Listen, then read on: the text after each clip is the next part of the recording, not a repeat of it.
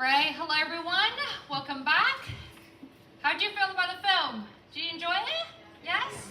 It's quite different, isn't it? Different from normal films you watch. And also, some of the technology we're going to talk about later is also quite different from the usual ones we see, right? Okay. So, again, I'm Ernestina, and it's my pleasure hosting the discussion session and try to have a little conversation about what just happened there and how it has been made and the process of it as well. So before we start officially, can I just ask everyone to introduce yourself a little bit and then your role in this film as well? Hi there, my name is Sens Sagna from Senegal and the Gambia. Hello, my name is Anita Greenhill. I've been the creative director of the co-produced film. Hello, I'm Stephan Ronan-Chlond, and I am the filmmaker. Thank you so much. So, as you might notice, this film is bringing together quite a couple of different things together. For those who don't really know what it is the West African oral traditions. For example, some of the singing and some of the things we're going to talk about later as well. And in the meantime, it's also AI-generated films as well. The music and the live performance. And today we're not going to only talk about the creativity, we're also going to try to question some of the thoughts that have been mentioned about AI before, for example, the authenticity of AI and the ownership of AI as well, which I thought would be quite interesting. But also in the meantime, if you have any questions regarding the technology, the creative side, or the traditional side, we're always welcome for questions as well. Yeah? So, the first question is actually going to the creator, the origin of the story. So there are quite a few things actually I'm quite curious about, it sounds. So the first thing is, we all know the story is coming from the West African oral traditions. Could you tell us a little bit more about why this particular story is important to you? Why did you choose it then? Yeah, you know, in West Africa, the stories, every story, a lot of it is very important in West African kind of traditional lifestyle, because often they tell a story when we was young around the fire. But why this story himself is very important to me. So I'm born in Senegal and I grown up in Gambia. So in Gambia, when we was kids, and this story was a story, because the story have the life and also the music, and also other kind of myths, you know, because if you think somebody changed to be a snake, those are not normal, we see, but it's a myth. So, and as I go, this story is always in my head. So one day we was outside near the park, somewhere, so I tell the story again. So that's why this story is very important for me, because it's a story basically teach you about life. About life, right? So you had this idea a long time before even. About the myth and then this tradition and the snakes and everything. Yes. How fascinating. It's kind of almost like a sci-fi, not sci-fi actually, it's more of an adventurous film, isn't it? Yes. Oh, incredible.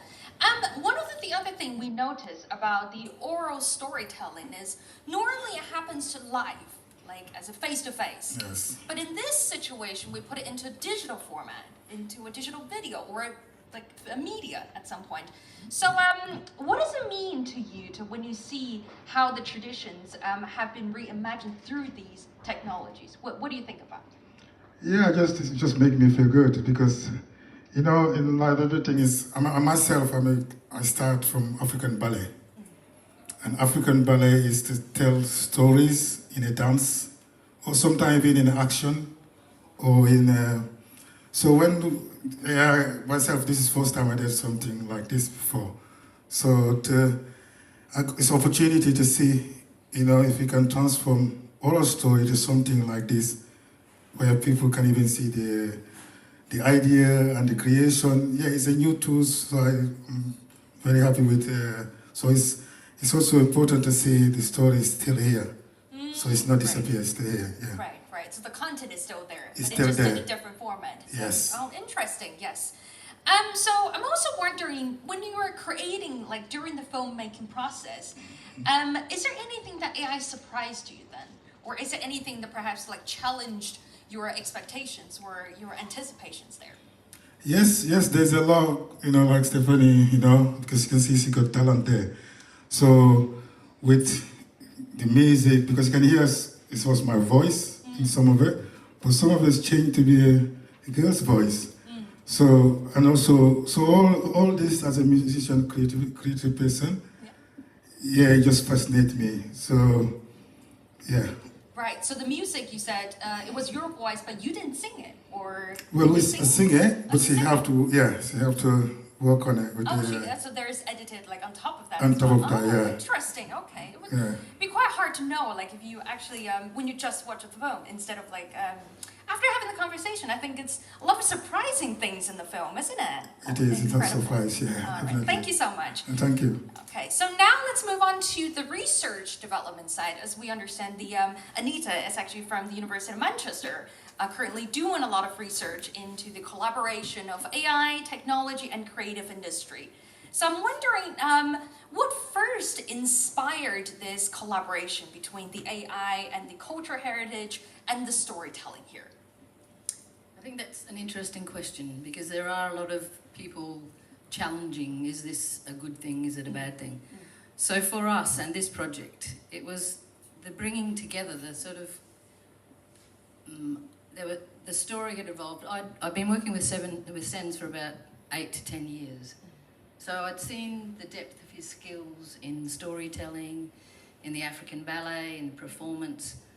And truthfully, what happened was during the pandemic, when everything stopped and musicians couldn't earn money for 2 or 3 years, we sort of explored alternative ways to keep being creative and keep the audience knowing what was going on. So Sens and I went up to Alderley Edge and sat in the forest and filmed the original story. And it was just him sitting on a rock, surrounded by ferns. So if you're interested, you can still see that original video on YouTube, on Sens's YouTube channel. So from that story, we've been working together, but the music industry was changing. And then also, because I've been working in digital creativity for quite a while, just after it, I started looking more into computing, games, esports, XR technologies, and I started getting involved with this other organisation called the AI Social Club. And in the AI Social Club, that's where I met Stephanie. And to see Stephanie's work and her wanting to express these deep stories, it seemed like the perfect combination. So with such a talented filmmaker, with such a talented storyteller, and both very willing to experiment with the technology. So I approached the university. The idea is to explore just how much is needed to make it more true, more how it feels. So at the back line to the actual film, we've already published or presented 3 papers at different conferences, and worked out sort of maybe potential policy implications. So co-producing rather than allowing the technology to take over and it's sort of being blanded out. So the generic algorithm means that everything becomes quite generic.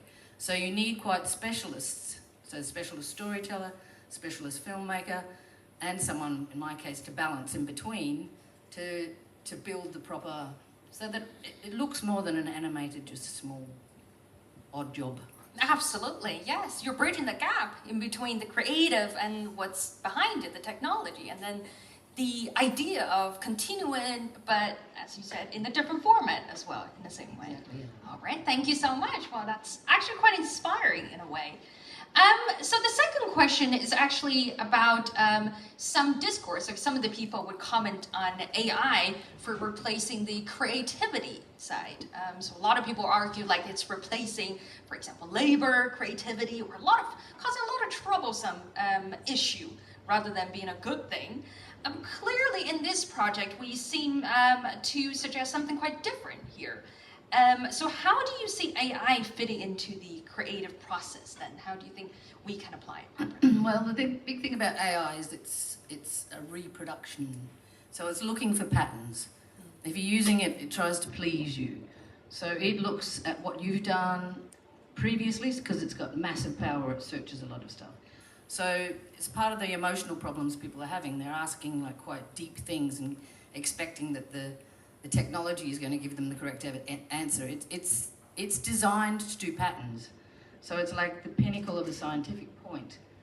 And as a creative person, science for me has never really driven everything that we wanted to do, that I wanted to do. So I've been working with IT and ICT for a long time, and I couldn't quite understand why the fear was coming, because it's a tool. So the tool and the way that you're applying it, if you give over, like other tools, you lose control. So if you're studying more academics, technological determinism. But I don't think humans and their creativity ever really give it over. If you're creative, it flows through you. We want to express, we want to. And so storytelling is this extreme medium, because storytelling creates this link between the past and the future. It informs us about morals and how to behave appropriately across generations. So it's a powerful thing, and how we can use that tool to interpret it.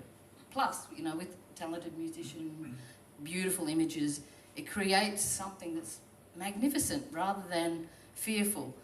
And of course, you know, the expertise of Stephanie really helped to how we can appropriately feed what we need to do while being in control. So we had to sort of interject a lot in order to get it like this, but I feel it was totally worth it.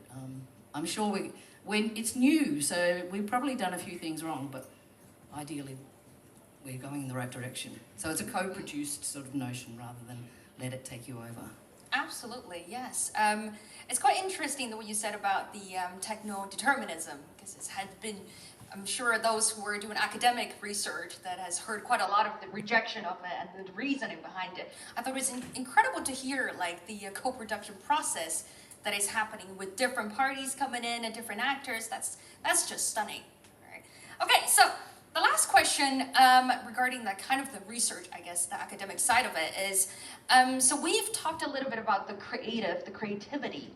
I'm wondering questions about the authorship, authenticity behind it, and the whose stories are being told here. Was it like something that you consciously designed that you want audiences to think about, or is it like implemented anywhere, or what do you think of this? Well, importantly, we're not trying to say that we're the original owners of the story. Mm. So the authenticity relates to Senegal and the Gambia, and the truth of this story. So the authenticity is what we want to extend. The story's already there. If you go, the children sing the song on the streets. So the idea is that we reimagine that, not only as children singing in the streets or drummers playing the song, but as a picture, as a film, as a story in your mind. And with that, we want to be true to the authenticity, we want to be true to the story, but we also want creative freedom to be able to express and co-produce something that might inspire other people. So it's more that the tool allows you to extend the authenticity, because as you see with this film, the language is in Mandinka.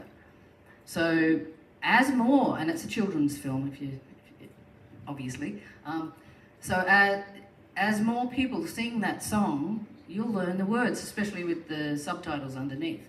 So it extends that understanding of West Africa and authentic stories while it's been done in Manchester. So the whole thing is done in Manchester. We didn't go to Africa or didn't do filming overseas or anything like that, which we have been asked already.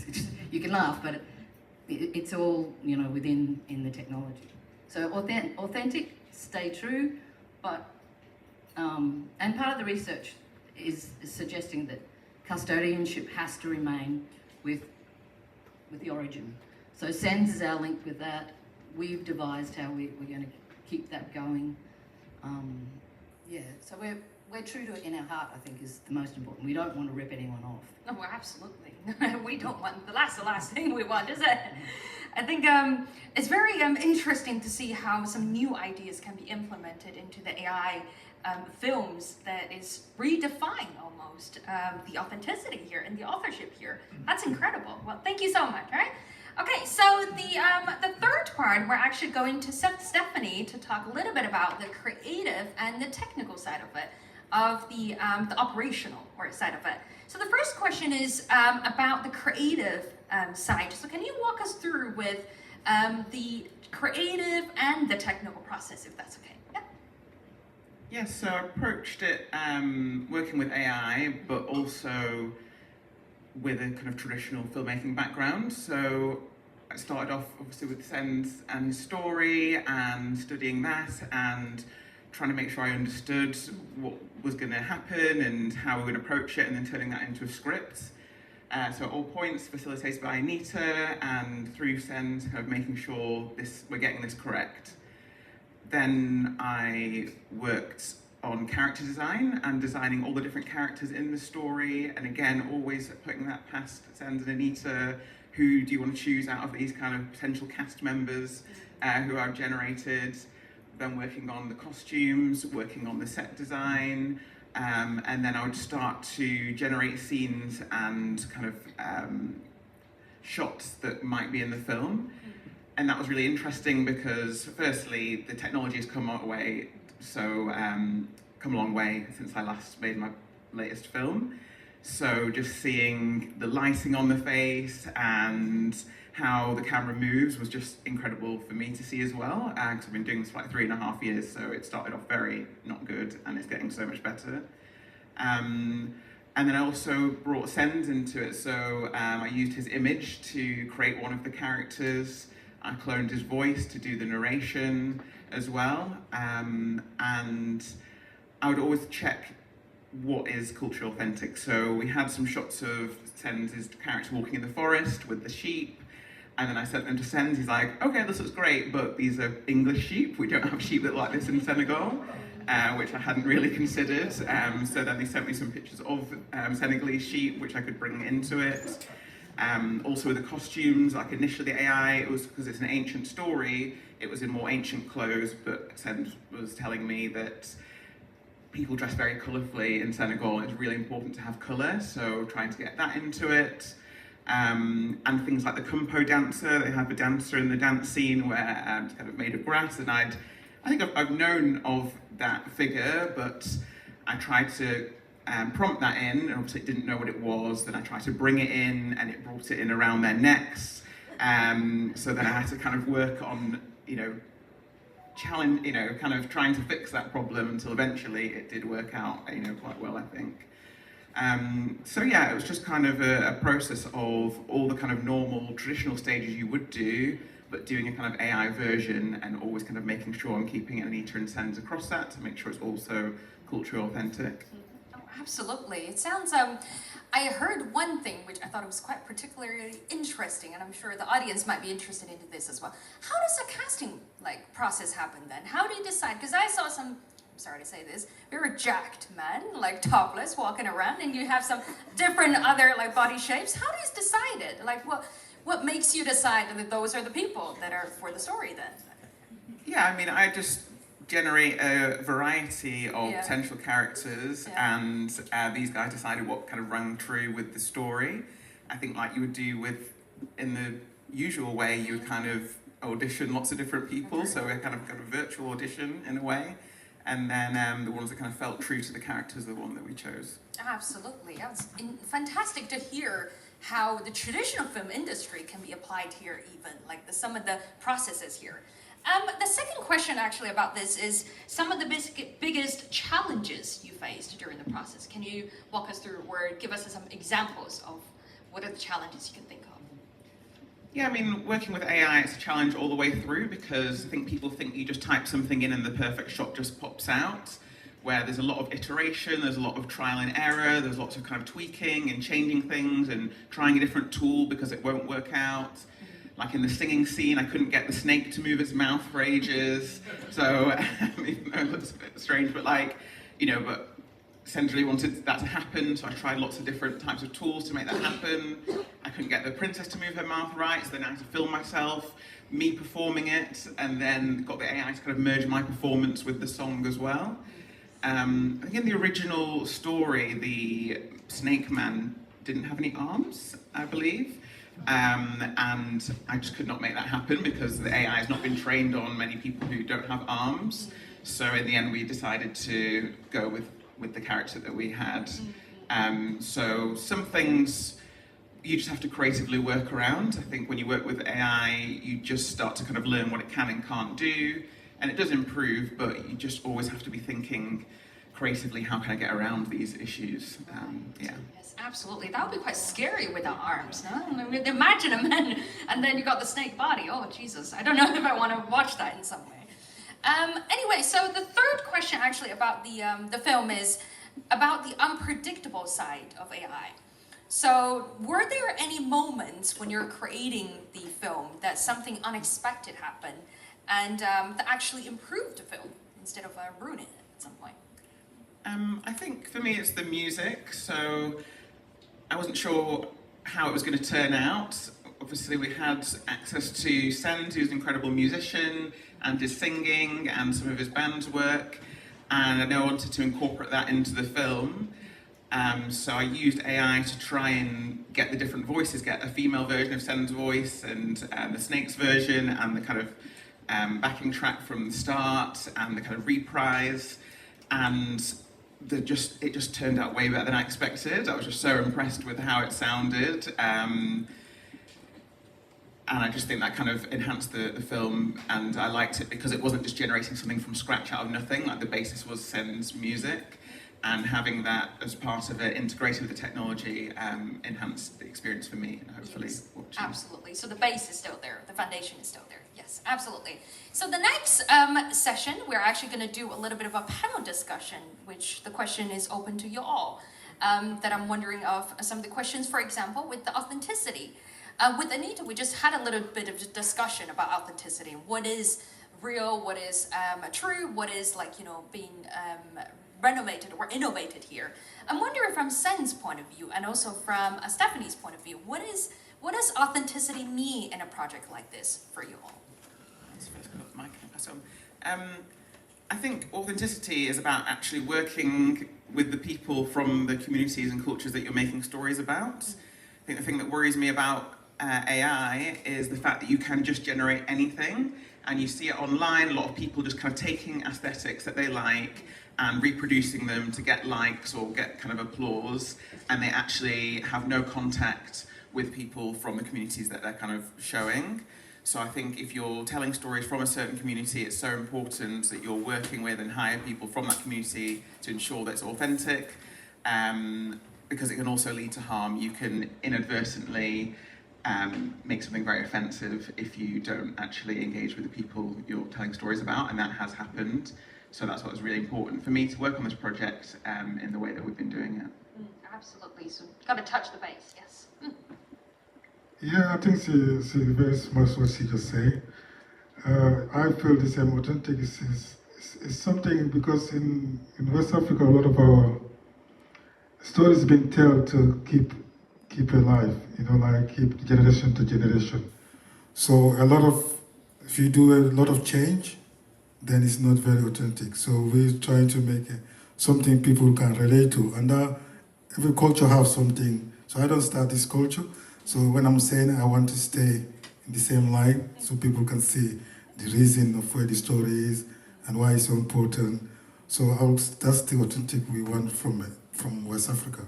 Right, absolutely. So rooted in the culture, in the culture, traditional yeah. culture. Yes. Is there anything you would like to add, Anita? Or? Maybe I'll throw a spanner in. Part of the foundation of the research, I'm interested in a writer called Rorty. So Rorty writes that there is no truth. Truth is in the way we tell the story, in the dialect, the language, and that needs to be reproduced and co-produced, co-shared. So authentic is what we make of it. And I think one of the biggest forms of authentic is how true you are, how real you are. And we've tried to be real to the story in the way that we can, and hopefully if we get more chances to do more, that's what we're going to do again. Keep, trying to build this notion that West African stories can be told in an alternative medium, but powerful still for the first story when it existed. Absolutely. the first part, that when you were commenting on it, it sounds almost quite philosophical, isn't it? Like to just question what is true and what is real, and then trying to carry on with it and live with a changing society, which is something that we can think about in the future, isn't it? Yeah, that's true. Absolutely. So, oopsie. Hope you're not too drunk yet. There. We still have quite a few questions lined up, quite philosophical questions, hopefully. So the second question, actually open to the panel, is about, was there ever a point where the technology suggested one direction, but the culture knowledge suggested another? And what would you do if that happens? A quick one that comes to mind was the accents. So trying to find the language appropriate for, so okay, using Sens's voice, he's got his accent, but picking up particularly the Snake Man and the King, there was only Nigerian accents. And when Stephanie sent some voices, we said, no, this is not right, that's Nigerian. So, so those things we had to correct. We had to, there's quite a lot all the way through, really. The forests weren't rainforests, they weren't deep jungle forests. They're often like pine tree forests. So that had to be corrected. The colours in which they wore, excuse me, the cowrie shells. So cowrie shells are very part of West African culture. So those little things actually counted for a lot. And that's where it was amazing to work with someone like Stephanie and Sens, because they put that together. Absolutely, yes. And we've heard quite a lot of like details have been tweaked of like, for example, the sheep part, which everyone was laughing. I thought it was hilarious as well. And I have to say that was a very exotic type that I've actually never seen before. It kind of brought my horizon as well a little bit. Okay, so the next question is about, so looking forward, looking ahead, so where do you see the projects like in 5 or 10 years? Where do you see this going? I'm sure I would assume this is like an initial stage of a bigger project or something you're thinking of. Can I answer this?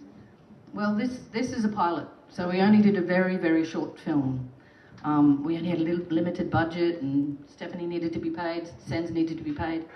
So the next plan is a bigger one, a bigger story, a bigger project, ideally with a group of musicians from Senegal.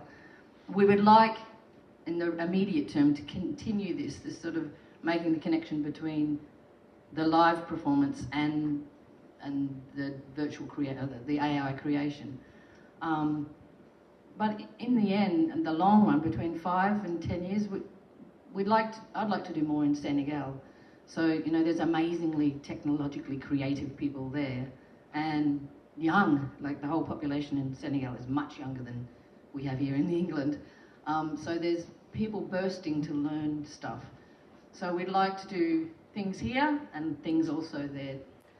And I think the technology is going to keep changing. So the film industry is going to be rocked a bit.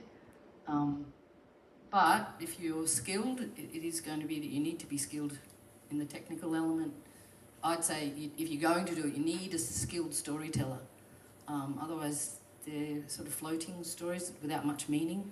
And that really came through, I think, in this project. So I'd like, in the next 5 to 10 years, to do a whole swag of more folk-type tales, but also working with different people and different ideas.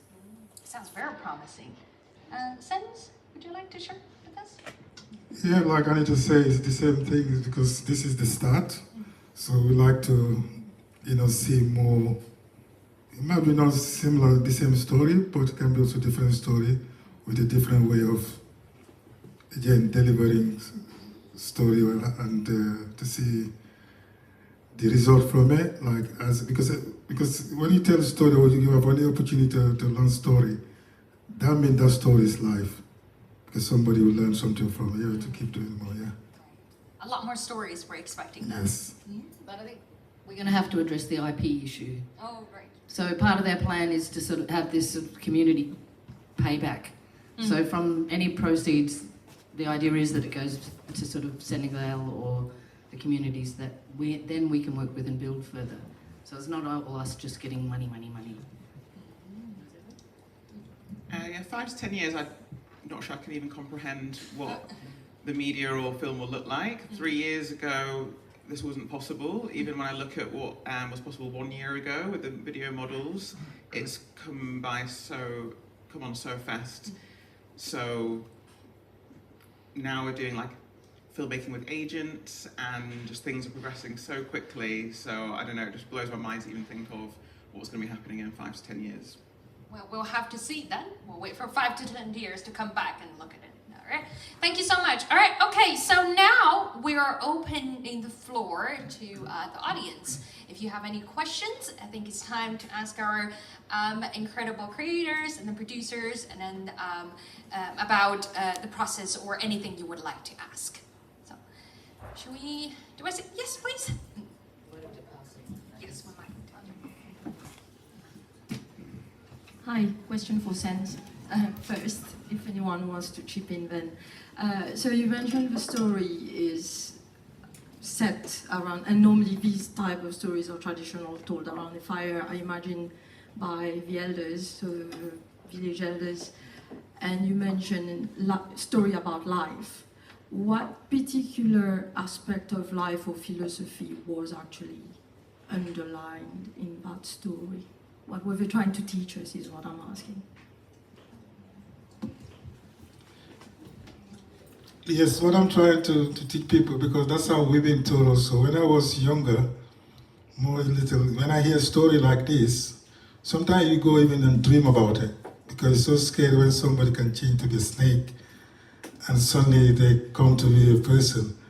Because like I said, West Africa, there's a lot of myths, and sometimes these stories, they tell you and I don't want you to believe them. But it's not, the angle of it is to give you idea of life. And there are stories where you can see a village, but at the same time you always have also people, in a myth they say people can change colors, people can change voice. So these stories are, when we say it, is to get that ideas. Different people have different view of the story, but if you look at the end of the story, nobody's get killed. So the snake run away, they rescue the princess, and the village carry on celebrating. So you'll have similar story about comedians, but that's why we talk about, because I also have a background of a griot, female griot, where we tell stories. So that's what story is about. It's not to scare a young person or children, it's to give them that thinking of, we live with myths too, and their hopes, the same with hopes, but all that, it's like a circle of our life, how we grow. Because the same stories reply to us when people tell you something, it's not true or it's true. So it depends how you, yeah. Thank you.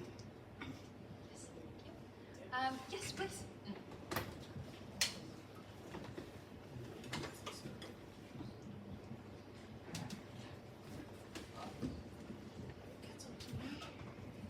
Hi everyone, this is really incredible, good job, well done. Interestingly, this is my research area, and I know the folktale occupies a significant position in the society, but then with your collaboration with AI, has there been any sort of distortion from the oral tradition, from the oral narration? I know we've spoken extensively about authenticity, but then has there been any distortion with your collaboration with the AI?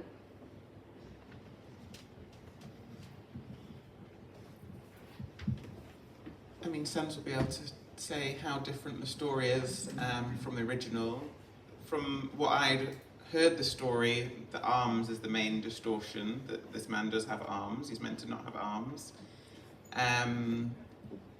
But yeah, otherwise I think I tried to keep as true to the story that I heard Sens tell as I possibly could. I don't know, what do you think?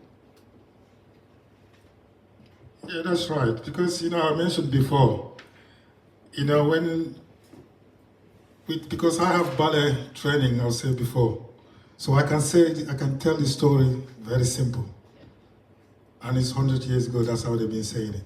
But my mind is not that. We want to create something where you make people think about, because all these stories, they're still here if we use them. If we don't use them, they disappear. So that's the thing, to make it modern with the new ideas. So that's, I think, that's why. So originally, because Sens has told lots of stories, and if I just take it back to the time we went up to the to the Alderley Edge and filmed it, that's the one story. But the interpretation, the only part. So the reason I really like this story is, for me, it's about hope. So hope in that you sing, you resist, then the village comes and saves you, because there's a deep listener. So that, you know, we don't know how long that story is in terms of, because it's sort of mythical. So she could have been there trapped with the snake for years. She could have been trapped with the snake for days. But the story doesn't go into that detail, so neither do we. So, but we know she gets saved because one trader hears the story and then runs to the father, and the father brings the whole village to rescue her. So it has hope. It has, you can't, what's the saying? A community raises a child. So that is sort of that underlying storyline of this, and that is true. We've tried to remain true with that. A few words had to be changed, and even the story, I don't really think the snake, his arms disappear when he turns into a snake, and it just couldn't do that transition. But there was a few words that had to change with that, because we couldn't have him with no arms.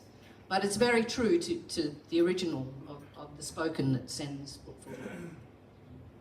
Also, just as a filmmaker, I was curious about this diamond and kind of how, I don't know, I kind of interpreted it as people aren't always what they seem, and kind of there's this big show, and let's get this diamond and marry the princess off. But actually, behind the scenes, it's not quite like that, and I kind of was interested in that side of it, and just bringing that diamond at the bottom, kind of on the floor in the dust, juxtaposed with the daughter being kidnapped, and actually how that must have felt as a father to have done to your daughter.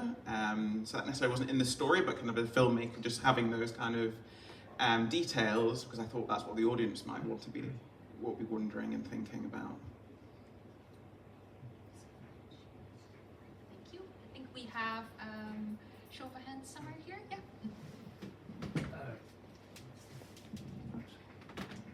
Yeah. I just love the story, and I love the songs, and I love the film and everything. But I was kind of wondering, is it like a chapter one of a longer story? Because I have to say, there were questions in my mind, like, did the snake just run away and not, have some devious plot to, come back in a more powerful form or something? And what happened to the princess after all that traumatic experience?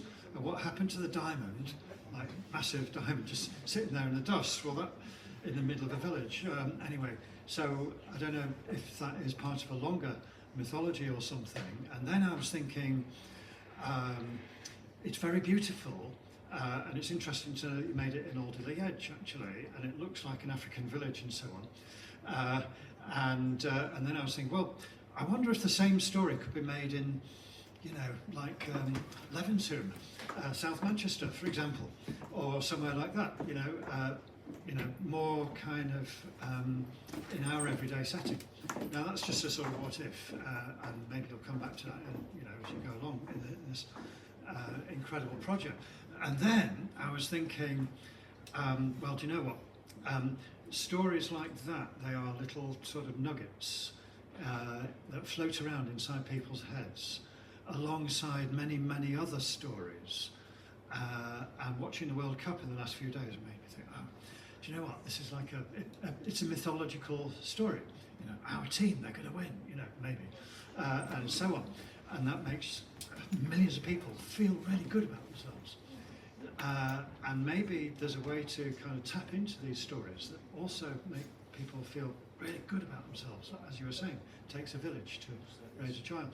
Anyway, these are random questions and queries, but I'll leave you with that. Thanks.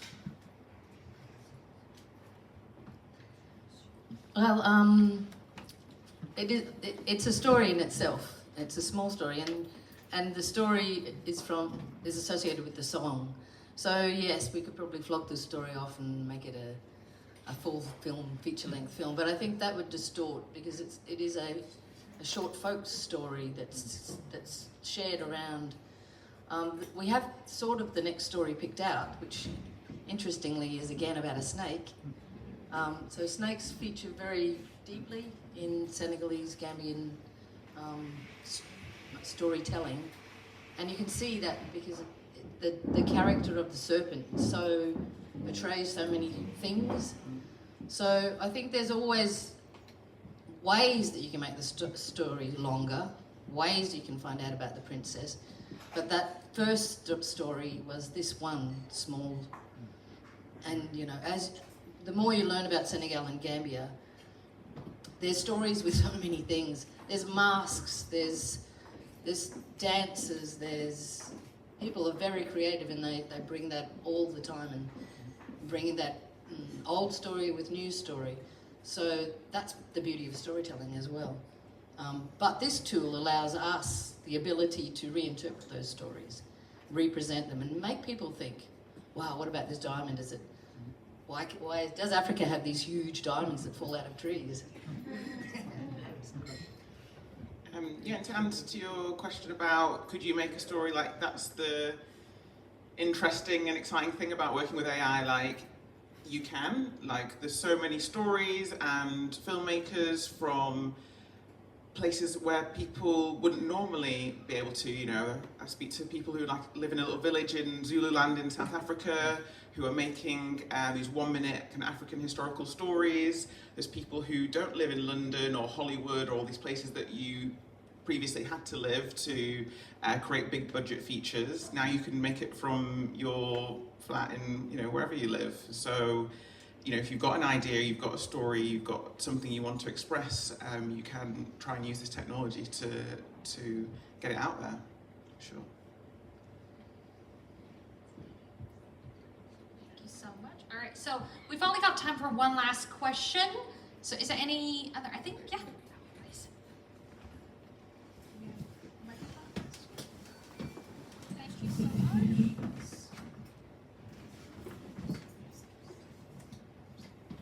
Yes, thank you. With my, let's say, African connection, and I'm from the Caribbean.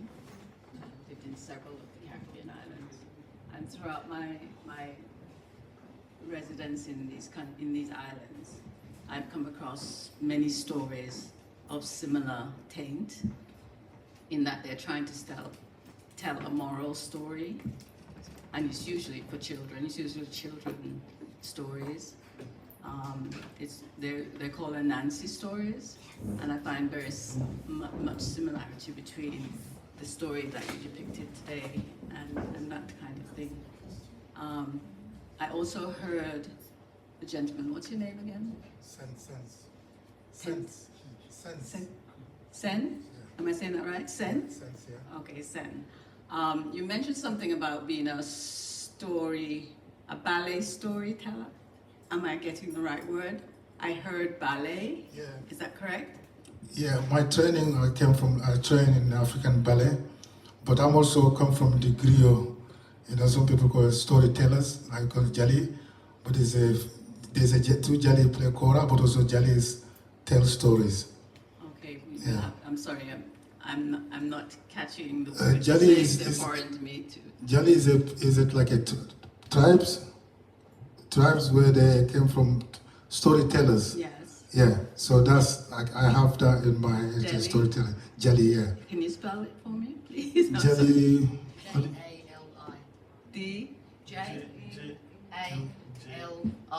J-A-L-I. Jali, okay. Jalia. All right, okay. Usually has an A on it. Okay, and finally, my concern again, because of my African heritage, is that the traditionally coming along through the ages, we have seen where a lot of the indigenous talents and culture have been stolen from us. Is there any way that as this project progresses, that we, the ordinary public, can somehow be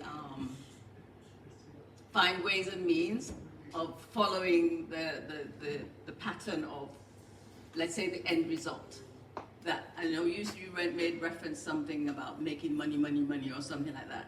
This is what we have seen for centuries. That our stories are taken and used and labeled by somebody else, and they profit from it, and none of the money goes back to what you were advising earlier about going back to the people. So this, for me, is tantamount to my concern. Thank you.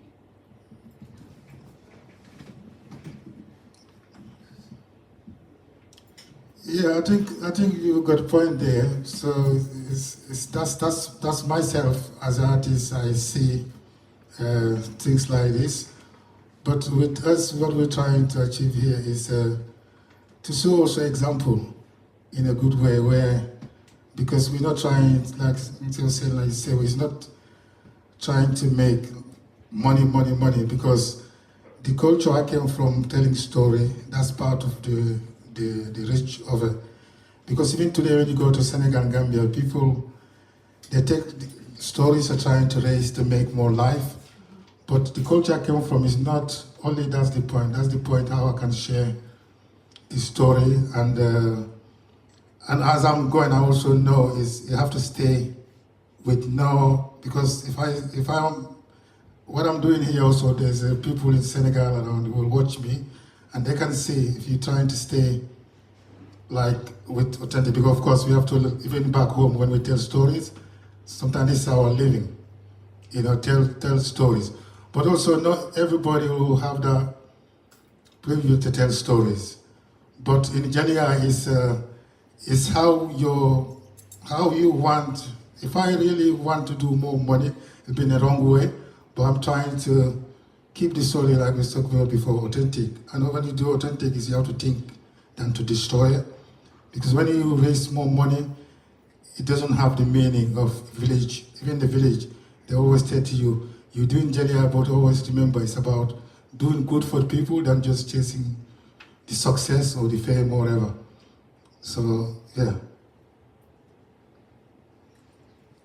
I think it's a very good question, and I was sort of expecting that we would be asked around ownership, IP.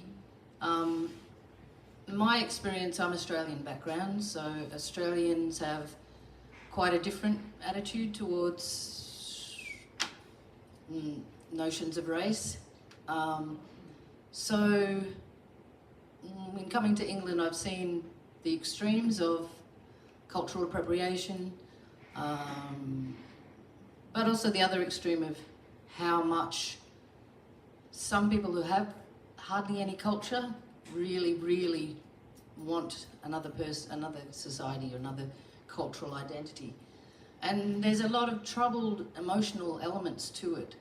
One, from the people who feel as though their culture is being drained away, but also there is such hope for other people that they can keep that culture going. So I think we're in a point where we do need to talk about, the stealing and reparations, from slavery and other past ills, but we need to move forward so that the knowledge and the voices don't disappear. So it's a very tricky line to play. So the way that we're navigating it is IP is given to the creatives. Everyone is, well, I didn't get paid, but the two most creative elements of this story were paid for their time. We may not be able to do that in the future, but the really important thing is that language and the idea, the morals of the story don't really change across societies. Like this story is about hope. So the importance is the cultural element isn't distorted. So if somebody tried to take this and sing Sens song as an English song, it just wouldn't work. So making sure that what's beautiful and true about that culture is reproduced and understood and valued, rather than just blended into somebody's very bland production. I think that's what we'd like to ensure, and we'd love to work with anybody else who's in the same mindset. We don't We don't want to be appropriating elements of Africa or Australia or other world cultures. I think I've seen in the last couple of years a lot of people using this technology to not have to go through the usual gatekeepers. Like previously you have to kind of ask for permission from, you know, studios or certain channels, and they won't necessarily allow you to make your own films. That's sometimes I've worked in television for 15 years, and sometimes I pitched my own personal projects, but it's seen as too niche for a mainstream audience, so therefore those ideas don't get to be made. And you work on other people's ideas, so a lot of people, I don't know, don't get the opportunity to tell their stories, and now I'm kind of seeing, as this technology is getting more prevalent, there are a lot of concerns, for sure, things we need to be thinking about and discussing and mitigating for. But the kind of potentially positive side of it are people who don't have to get permission, they don't have to go through these big studios, they can have an idea from their culture or from their background or just anything from their own imagination, and they can take their destiny into their own hands and put their films out there without having to potentially be exploited in different ways. So I do think it gives you opportunity to have more agency, because you don't have to go through these kind of big corporations who have their own agenda. You can do things more independently now, and I'm seeing a lot of that happening all over the world, but particularly in Asia and Africa, and I think it can be a good thing. And yeah, I just try to be part of projects that are doing it in that way and doing it in a positive way and doing it in an authentic way. We can't only control our own actions.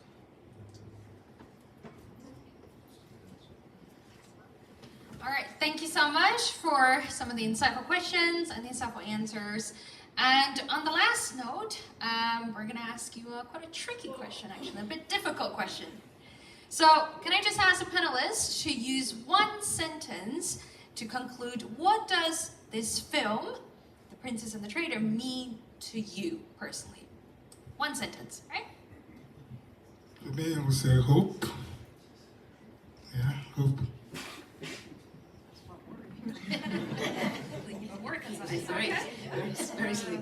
I would say, I was going to say hope too, but I will say it's an inspiration